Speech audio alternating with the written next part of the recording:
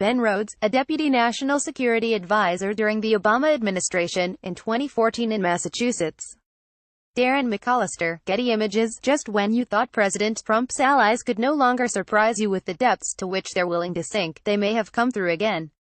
This latest story is about an attempt to dig up dirt on officials in the Obama administration, with the purpose of discrediting the Iran nuclear agreement to justify the Trump administration abandoning the deal. This story is still developing, so we need to carefully distinguish what we can say for sure with what is still unverified. Multiple news organizations are surely pursuing the story, which means we'll be learning more in the coming days.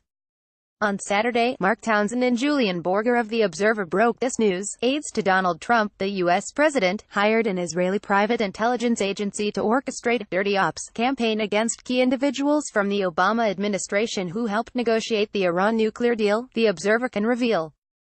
People in the Trump camp contacted private investigators in May last year to get dirt on Ben Rhodes, who had been one of Barack Obama's top national security advisors, and Colin Kahl, deputy assistant to Obama, as part of an elaborate attempt to discredit the deal. The Observer article refers to aides to Donald Trump but does not elaborate. That could mean administration officials, or it could mean people outside the administration, in his campaign organization or associated with him in some other way. In any case, on Sunday, Ronan Farrow of The New Yorker published an article providing more detail.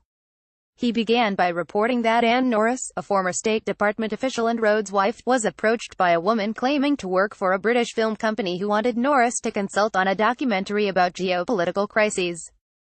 Kahl's wife was also approached by a woman claiming to work for Rubin Capital Partners, who wanted to talk with her about her daughter's school.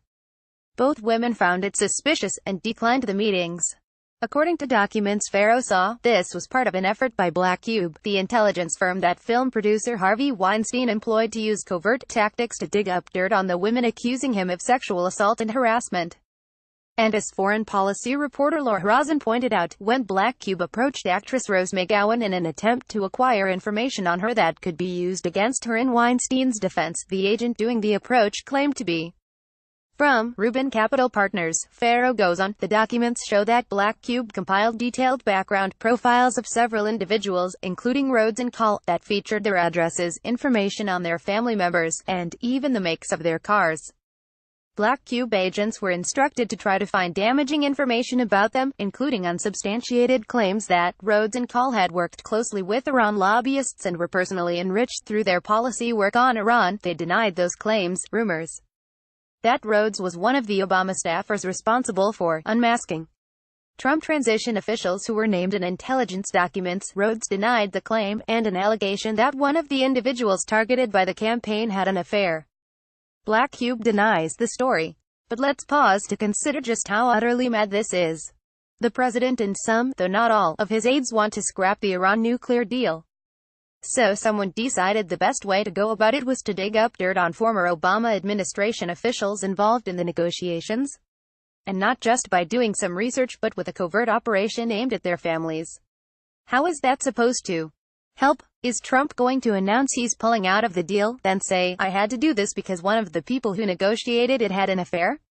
Who was stupid enough to authorize this? And that's what we don't know. While The Observer refers to aides to Donald Trump, Farrow reports that one of the sources familiar with the effort said that it was, in fact, part of Black Cube's work for a private sector client pursuing commercial interests related to sanctions on Iran. So, it is possible that this all happened without the involvement of anyone in the White House. But there is a curious aspect to this: the selections of Rhodes and Kahl as targets of this operation.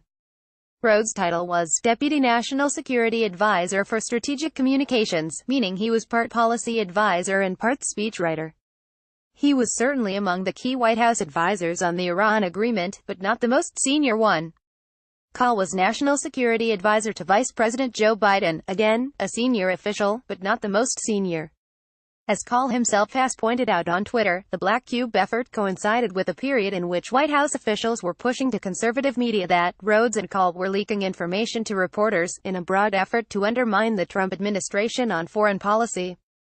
He also points to this Washington Free Beacon article from June 26, 2017, and this interview Sebastian Gorka gave to CNN nearly 2 weeks earlier, both of which mention Rhodes and Kahl by name, during this Fox News interview on May 17, 2017, Gorka referred to the Ben Rhodes call nexus, which he claimed was leaking information to the press about Trump's conversations with foreign leaders, even though the two had left office 4 months before.